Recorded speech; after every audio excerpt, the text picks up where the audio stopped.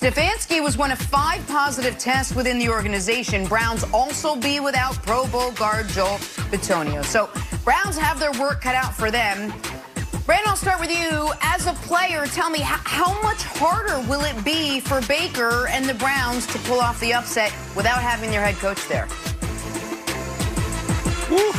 Jenna, I struggled with this one. As soon as the news broke that Coach Kevin Stefanski wouldn't be with the team because of COVID-19, I didn't know how important it would be, how big of a deal.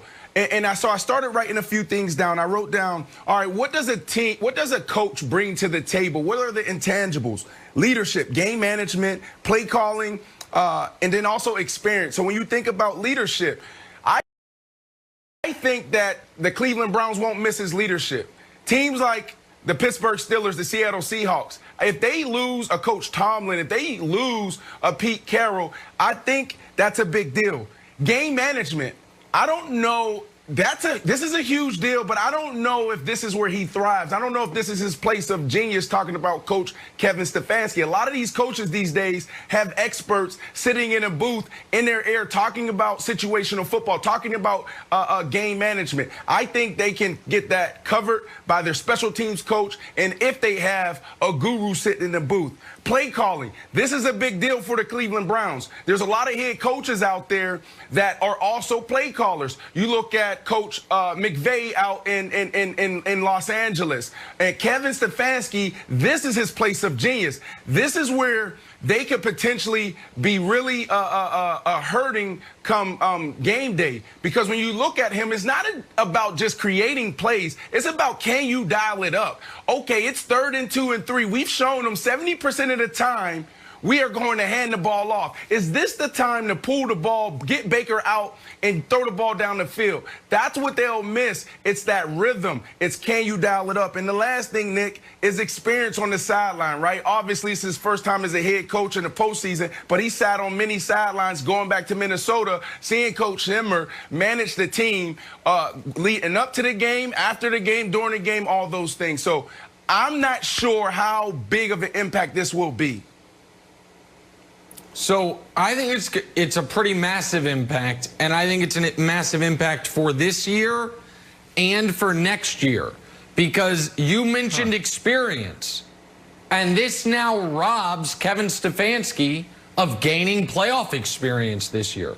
One of the reasons I think people understandably might be bullish on the Buffalo Bills is because Sean McDermott, their young but very good head coach, has playoff experience. Even if the Browns were going to go one and done, lose their first playoff game, that could be, as I've talked about all year, the building blocks they have to go through. It could be a positive experience for Stefanski to learn what he did right and what he did wrong. That's now taken from him unless they upset the Steelers, and then he can come back for the divisional round. So in that regard, I do think it's a big deal. I also think it's a big deal on the play calling front that you laid out there, Brandon. That's what he's there for. He is there to design offenses, to script those first 15 plays, and to put Baker Mayfield in the best position to succeed. And with all that said, Wilds, I don't even know, as much of a loss as Stefanski is, that he's the biggest loss. Because Joel Bitonio being out is a huge deal for the way the Browns try to run their offense, run the football, play action pass, get Baker on the move. Having arguably your best offensive lineman not there is a massive loss for them. So especially against this Steelers front.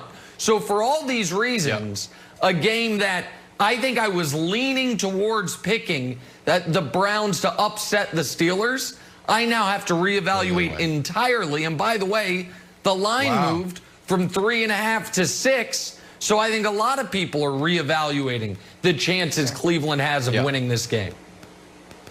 Yeah, you make a good point about the offensive line. Remember when the Browns played the Jets, the big headline was they're missing their 4 wide receivers because they were all, you know, the the hot bath, cold bath, whatever it was. But they also lost their offensive linemen.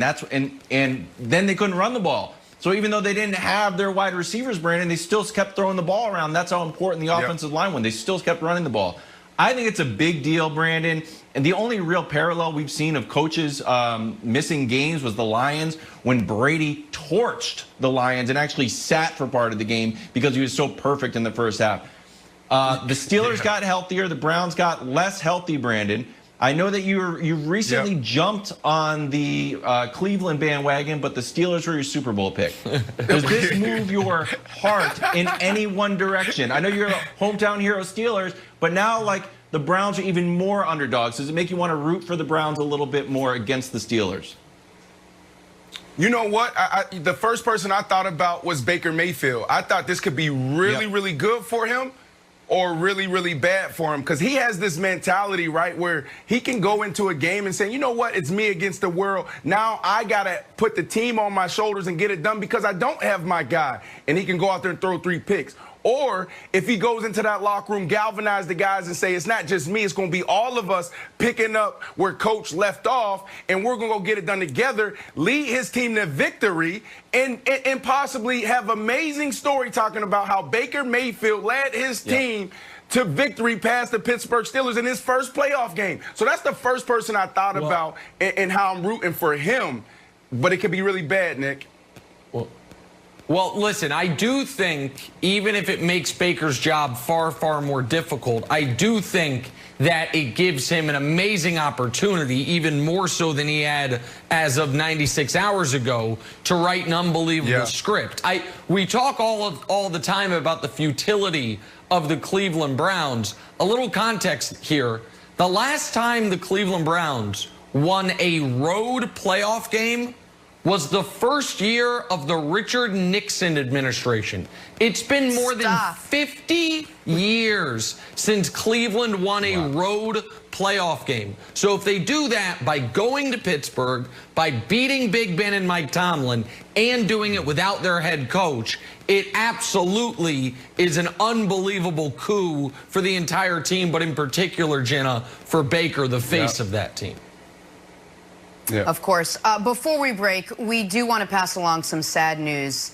We do want to say that we want to say goodbye to a member of the Fox Sports family, Ryan Brown. Ryan worked behind the cameras here at Fox Sports, often on overnight shifts here on First Things First.